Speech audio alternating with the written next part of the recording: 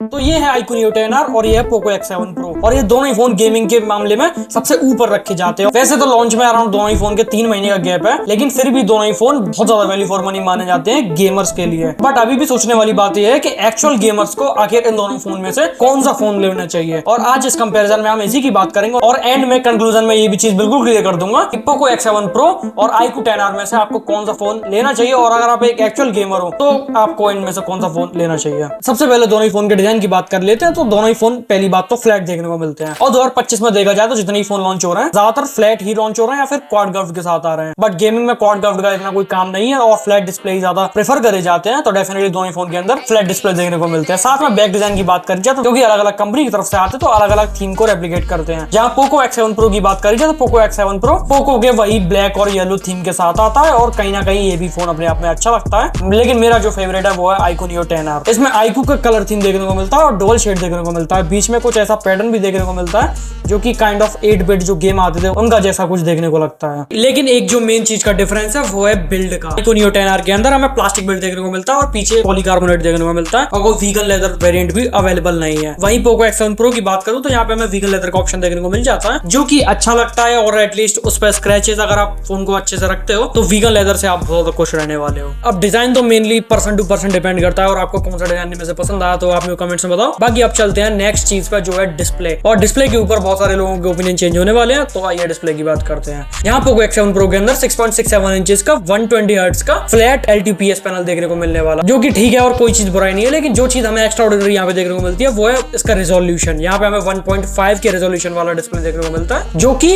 Normal phone से तो ज्यादा ही है और 25 से 30 हजार की प्राइस पर सच बताऊं तो नॉर्मल भी है, इतना कोई यूनिक भी नहीं है, बट है तो अच्छी बात है। वहीं iQOO Neo 10R की बात करें तो यहाँ पे वैसे तो हमें एक फुल एचडी पैनल देखने को मिल जाता है, लेकिन वही 6.67 इंचेस का 144 हर्ट्ज का फ्लैट एमोलेड पैनल देखने को मिलता है, जो कि रिफ्रेश रेट अगर इसका ज्यादा है तो डेफिनेटली वो ज्यादा कम आने वाला है। लेकिन एंड्रॉइड के ऊपर जितने भी बड़े गेम देखने को मिलते हैं वो 120 FPS पे इस फोन के ऊपर नहीं जाने वाले, तो इसका आपको रियल लाइफ में कोई बेनिफिट देखने को नहीं मिलने वाला, बट नाम के लिए तो कोई बुराई भी नहीं है। और दोनों ही डिस्प्ले के मल्टीमीडिया कंजप्शन की बात करी जाए तो दोनों ही डिस्प्ले अच्छे देखने को मिलते हैं, HDR का सपोर्ट देखने को मिलता है, कलर रिप्रोडक्शन बहुत ज्यादा अच्छे देखने को मिलता है और 1.5 की जो हमें रेजोल्यूशन उसमें देखने को मिलता था वो शायद नॉर्मल आंखों को फील भी नहीं होता क्योंकि फोन का डिस्प्ले छोटा होता है और वहां पे 1080p और 1.5 के में डिफरेंस बताना थोड़ा मुश्किल तो होता ही है। पर ऐसा नहीं है किसी भी फोन के डिस्प्ले को मैं एक के ऊपर चूज कर पाऊं, दोनों ही फोन के डिस्प्ले अपने आप में अच्छे हैं और अच्छे खासे ब्राइट भी हैं। दोनों ही फोन के डिस्प्ले अगर आउटडोर में लिया जाए तो आराम से विजिबल होते हैं और कोई भी इशू नहीं आता है। लेकिन एक चीज मेरे को Poco X7 Pro के डिस्प्ले में अलग देखने को मिली कि यहाँ पे आप 1.5 के से 1080p रेजोल्यूशन के ऊपर स्विच नहीं कर सकते, जो कि एक कहीं ना कहीं खराब बात है और इसकी वजह से बैटरी कंजप्शन डेफिनेटली ज्यादा बढ़ जाता है। अगर 1080p के ऊपर जिनको स्विच करना है वो स्विच करके चला सकते तो डेफिनेटली अच्छा होता, लेकिन हो सकता है कि ये कभी अपडेट से आ जाए, बट अभी इस फोन के अंदर ऐसा कोई भी ऑप्शन नहीं है। अब प्रोसेसर की बात करूं जिसकी वजह से ये फोन मेनली जाने जाते हैं, तो वहां पे हमें डेफिनेटली दोनों ही फोन के अंदर अलग अलग कंपनीज की तरफ से प्रोसेसर देखने को मिल जाते हैं। जहां Poco X7 Pro के अंदर हमें Dimensity 8400 Ultra देखने को मिलता है जो कि अराउंड 1.5 to 1.6 मिलियन स्कोर करने के कैपेबल है Antutu के अंदर। वहीं बात करी जाए दूसरी तरफ iQOO Neo 10R के अंदर हमें Snapdragon 8H Gen 3 देखने को मिलता है जो कि अच्छा प्रोसेसर है एंड इसकी परफॉर्मेंस की बात करूं तो अराउंड Snapdragon 8 Gen 1 की तरह देखने को मिलता है, अराउंड 1.5 मिलियन वही Dimensity 8400 के आसपास। लेकिन जब बात करी जाए तो नॉर्मली लोग Dimensity के ऊपर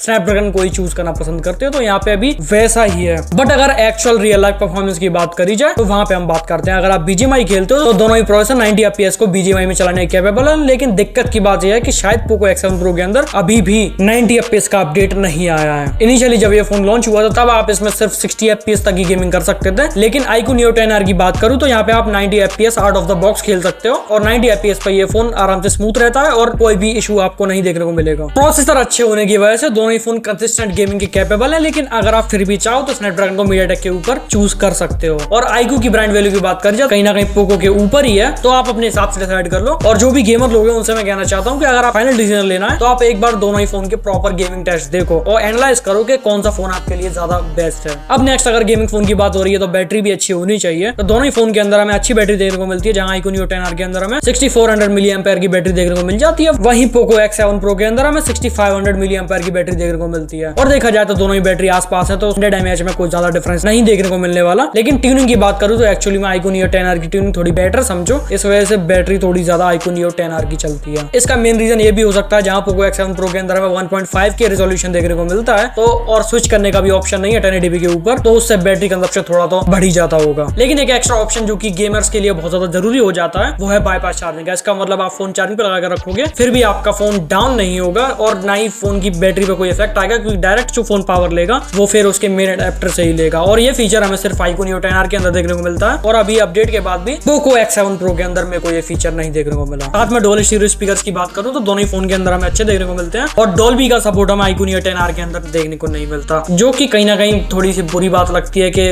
डॉल्बी का सपोर्ट अभी मोस्टली मोटोरोला जैसी, सैमसंग जैसी सारी कंपनी पार्टनरशिप करके रखती है, तो अगर ये भी करते तो थोड़ा अच्छा लगता है। लेकिन स्पीकर के मामले में आपको दोनों ही फोन के अंदर कोई भी कमी नहीं देखने को मिलने वाली, अच्छे खासे लाउड है और कोई भी कमी नहीं है। अब बात करूं हैप्टिक्स की तो दोनों ही फोन के हैप्टिक्स हमें अच्छे देखने को मिल जाते हैं। फंटच ओएस के अंदर थोड़े बेटर हैप्टिक्स होना जरूरी है, क्योंकि अपडेट के बाद आने चाहिए, क्योंकि फंटच ओएस के हैप्टिक्स को रीइमेजिनेशन की थोड़ी। वहीं बात करूं हाइपर ओएस के हैप्टिक्स की तो डेफिनेटली हमें अच्छे देखने को मिलते हैं और हैप्टिक्स के मामले में आपको पोको X7 Pro से तो कोई भी कमी नहीं फील होने वाली। वैसे तो ये छोटी छोटी चीजें, लेकिन हाँ एक्सपीरियंस को थोड़ा बहुत बूस्ट तो करती हैं। तो दोनों ही फोन के अंदर हमें हैप्टिक्स अच्छे देखने को मिलते हैं, बट पोको X7 Pro में हाइपर ओएस की वजह से थोड़े बेटर देखने को मिलते हैं। अब अगर ओएस और यूआई की बात करूं तो दोनों ही फोन के अंदर हमें अलग अलग ओएस देखने को मिलता है, जैसे कि पोको X7 Pro के अंदर हमें देखने को मिलता है हाइपर ओएस, और वही बात करी जाए iQOO Neo 10R की तो यहाँ पे हमें देखने को मिलता है फंटच ओएस। और दोनों के ओएस अपने अपने आप में अच्छे हैं, एआई फीचर्स दोनों के अंदर अच्छे देखने को मिलते हैं। नॉर्मल यूजर्स के ऊपर दोनों ही फोन बहुत ज्यादा स्मूथ देखने को मिलते हैं और ब्लोटवेयर दोनों के अंदर ही देखने को मिलते हैं। अब कैमरे की बात करूं तो वैसे तो गेमिंग फोन से बहुत ज्यादा अच्छे कैमरे की उम्मीद नहीं करी जाती, लेकिन यहाँ पे हमें कहानी थोड़ी अलग देखने को मिल जाती है। जहाँ पोको X7 Pro के अंदर हमें 50 मेगापिक्सल का LYT 600 सेंसर देखने को मिलता है, वहीं iQOO Neo 10R के अंदर भी हमें प्राइमरी सेंसर LYT 700 देखने को मिलता है, जो कि 50 मेगापिक्सल का ही है। एंड iQOO कहीं ना कहीं वीवो का सब ब्रांड ही है, तो वीवो की थोड़ी बहुत ट्यूनिंग देखने को मिल जाती है, लेकिन एक्चुअल में आप उसको